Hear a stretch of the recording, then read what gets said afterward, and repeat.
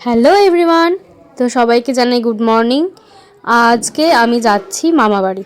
যা ঠান্ডা পড়েছে আজকে, তার মধ্যে পাইনি একটাও টোটো।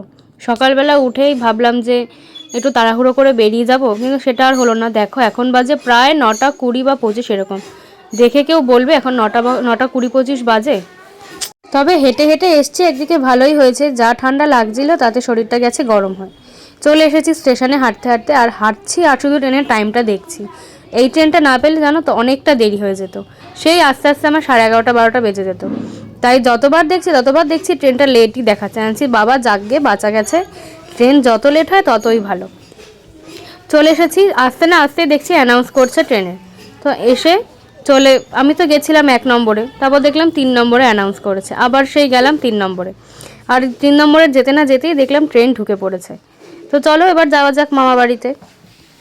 আমাদের শ্যামনগরের দিকে তাও একরকম ঠান্ডা, আর এই দিকে তো মারাত্মক ঠান্ডা। ট্রেনে বসে তো মনে হচ্ছে যেন সোয়েটারের ওপর দিয়ে একটা কম্বল গায়ে চেপিয়ে আসলে পরে বেশি ভালো হতো। যাক, আর কি করা যাবে, কম্বল যখন চাপায়নি আমাকে এরকমভাবেই যেতে হবে ঠান্ডায় কাঁপতে কাঁপতে। কেউ কি বলবে এখন 10:30 বাজে, দেখেছো কেমন কুয়াশা এদিকটায়। নেমে পড়েছি এবার মামাবাড়ির জায়গায়। নেমে এবার হেঁটে ধরবো, কিছুটা হাঁটলেই পাওয়া যাবে টোটো। আর টোটোতে বসে জাস্ট 2 থেকে 3 মিনিটের রাস্তা, তারপরেই পৌঁছে যাবো মামাবাড়িতে। তো আজকের জন্য এই পর্যন্তই। বাই বাই সবাইকে।